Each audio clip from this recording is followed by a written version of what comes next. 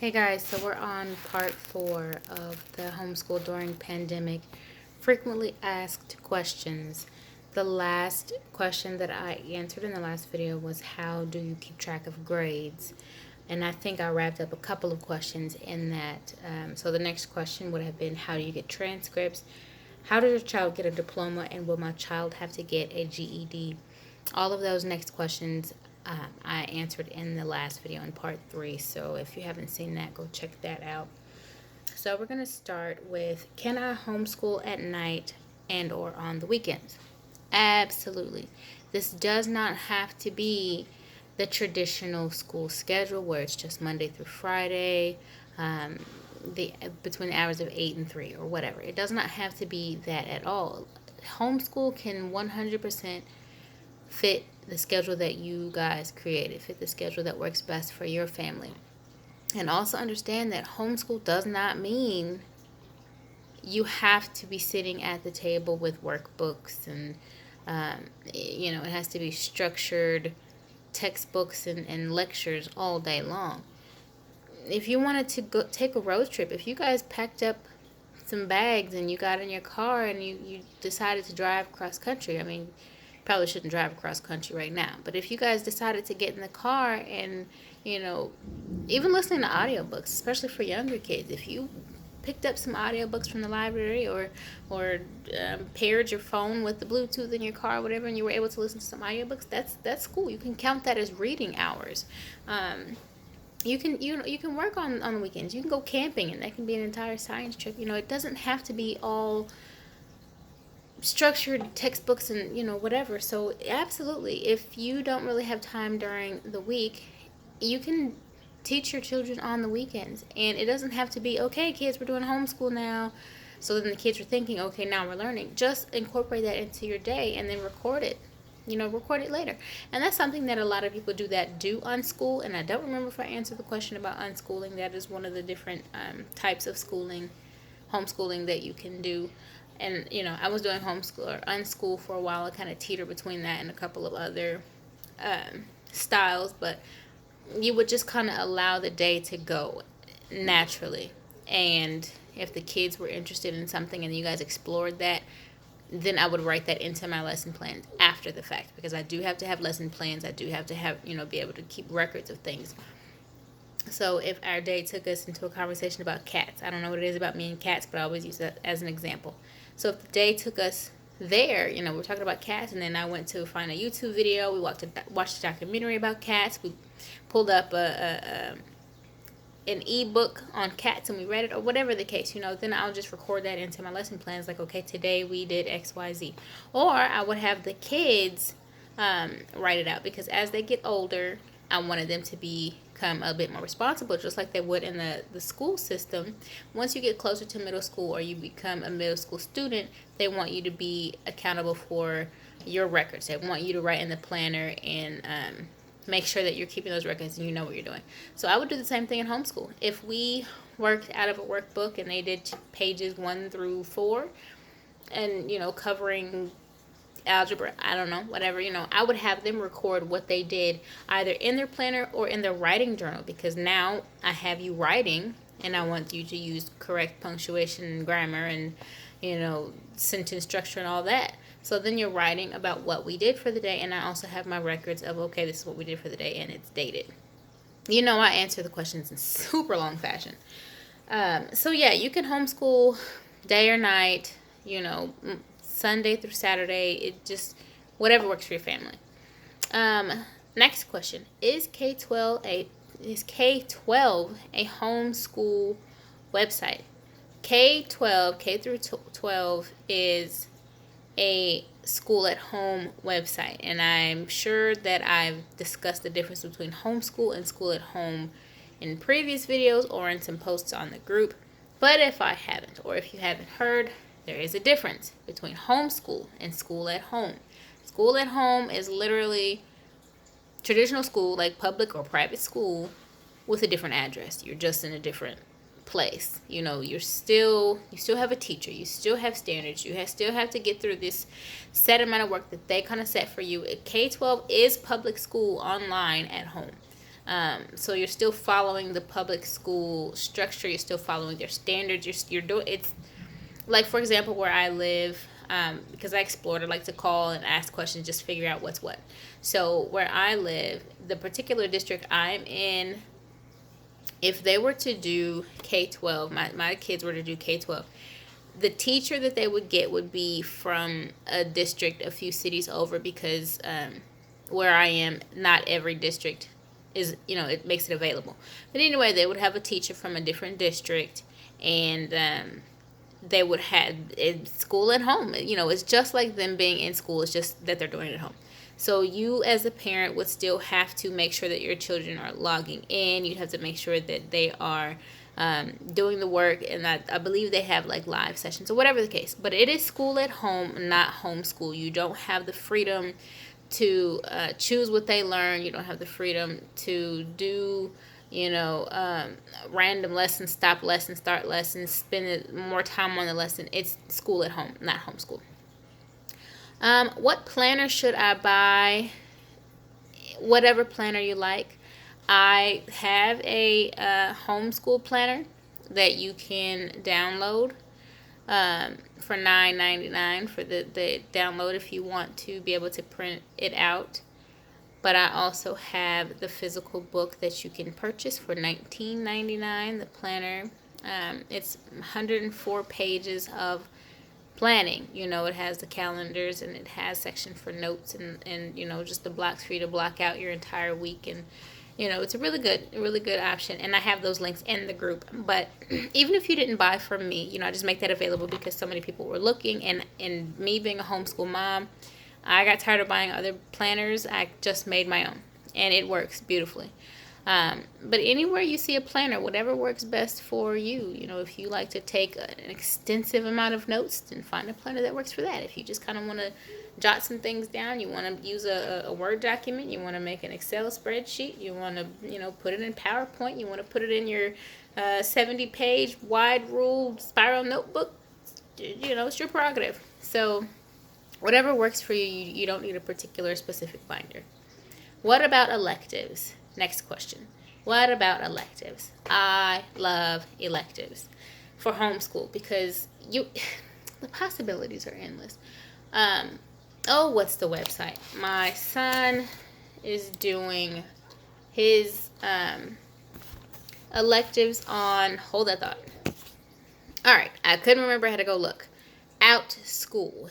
He's doing some of his electives on outschool.com. Outschool.com is a really, really awesome website. It's a really amazing resource. You can go on there, and many teachers teach many different things. For example, my son loves computers. He loves Minecraft, things like that. So there's a class where they're teaching him about coding and how to do many things on Minecraft, but they're incorporating school into it. So they're going to be learning, social studies, and I might be able to pull up the description. Hold that thought again. All right, so one of the classes my son is taking is called Metrocraft. Our class creates and governs a Minecraft city. So they're going to be learning things about economics, civics, geometry, how democracy works, and just building and all this, STEM and all this stuff. So it's amazing. I'm not going to go through the entire thing, but you have budgeting and profit and loss, supply and demand. But it's fun. It's fun for the kids. It's online. It's something that he enjoys doing. But the possibilities on OutSchool is literally endless. You can learn things, core subjects. You can learn about English, math. You can learn different languages. You can learn about entrepreneurship. You can learn anything. Anything. So go to outschool.com. I will actually put my link below this video, and I'll also put it in the group so you guys can just kind of browse around. So they're able to choose. I went on to OutSchool, and he's old enough to where he knows what he likes, so I allowed him to go through and choose what he liked. And then I also had a section where I gave him, okay, these are the options. Choose one of the things from this list. And then he also had the option to just have free reign over what he chose. So I had things that I kind of wanted him to touch on, and he was able to make a choice from that. And he also was able to just choose his own electives just over the course of the year. Some classes are 6 weeks, some of them are 4 weeks, some of them just one class, just different things. Some of them are ongoing, just depends. So electives are amazing. You can do online electives, especially with everything going on right now in the world. It's great to have this option. You can have music classes when everything kind of gets back in order. You can, take piano classes or whatever. Any extracurricular activities that you would do after school, you can do as an elective if they so choose to try different things or whatever. It's a choice, and then you're able to expose them to many different things so they can figure out what they like in life, as opposed to just all the kids having the same set amount of electives to choose from a public or private school. I don't even remember what the electives are, but you only have so many that you can choose from. The world is just, open and available for you to just make any choice that you want when you homeschool. Okay, next question. I'm doing really good, guys. I'm usually up to like 15 minutes by now. Next question. What is HSLDA? HSLDA is very necessary, I would say, when you're homeschooling. It's a defense association. Let me pull up the website here so I can give you a good explanation of what it is. It's an advocate program. They advocate for the freedom to homeschool and offer support for every stage of your homeschool journey. So basically, if somebody challenges you, you have any legal issue, they are there to have your back, basically. There's a membership. I can't remember if it's monthly or annual. I think you can choose which one to pay for. It's not expensive at all, but whatever the cost, it is very much so worth having if you choose to homeschool. I'm going to leave the link to that below too, because I don't even know how to explain it in enough way for you guys to be like, oh yeah, okay, let me jump on that. And I don't want to ruin it, but it is very beneficial. I'm going to leave the link. Definitely check it out. You want it on your side. Actually, it just popped up. 1 year HSLDA membership for as little as $12 a month. You become a member today and get answers specific to your homeschool journey, protection for your right to homeschool in the courts and legislator, detailed instructions for homeschooling legally in your state, help with choosing curriculum and getting organized, caring support, the power of 80,000 families in your quarter, and more time, more confidence, and more peace of mind. So again, it's a huge benefit to have on your court, especially for the legal aspect of life. Last question I'm going to do, because I told myself I was going to keep these under 15 minutes. Will my children fall behind if I homeschool them? Your children will fall behind if you don't homeschool them. If you do nothing, is what I'm trying to say. If you do nothing, they may fall behind. And when I say fall behind, understand me. I mean based on the standards of the school system. Kids naturally learn. They learn when it's relevant to them, just like adults learn when it's relevant to them. So falling behind in life, no. Falling behind based on the standards of where the school would want them to be for their particular age, for their particular grade, is a possibility. If you do nothing. But if you're homeschooling, even if you start one thing today and it doesn't work and you have to change it up tomorrow, and then you've changed 17 times in 30 days until you figure out what's what, fine, okay? But as long as you're still doing something, as long as you're homeschooling your children, it's a learning process for you, just like I've said in many videos before, in all the videos before. It's a learning process for you. It's a learning process for them. There's a lesson in everything that you do. Even allowing them to watch you figure out what you've never done before and not giving up. And, there's a lesson in that. There's a lesson in them being able to watch how you handle this situation. Just keep teaching. Know your children are not going to fall behind in life. If your children want to know something, if they need to know something, they're going to find out. They're going to ask. They're going to, figure it out. You're going to figure it out. So no, your children will not fall behind. That is a fear that a lot of parents have. I feel like if I homeschool my children, I'm going to fail them. You're not going to fail them. We are always our biggest and worst critics sometimes, anyhow. And I'm here to tell you that as long as you are doing just fine. I like that. I should put it on a shirt. As long as you are doing just fine. Remember that. That was a great question for me to end this video on. a great little quote that I just kind of threw in there. But I'm so excited for you guys. I'm so excited for the members that's coming into the group, because I love to help and I love to educate as much as I can on educating your own children. It is so powerful for you to be able to educate the mind of your child, for you to stimulate the mind of your child, and for you to build that confidence as a teacher, because you are a teacher. You're doing an amazing job. Okay, so I'm going to end it here. That is what I have. Please, please, please leave your questions in the comments. Leave them on the page. Inbox them to me if you don't want to put them on the page directly. Either way is fine, but I would love to answer as many questions as I can, and as they come, I will continue to answer them. Thank you so much for watching. If you've seen this on YouTube and you don't know what group I'm talking about, I'm talking about my group on Facebook. You can get on Facebook and you can join the group. It's called Homeschool Getting Started During COVID. Okay, Homeschool Getting Started During COVID.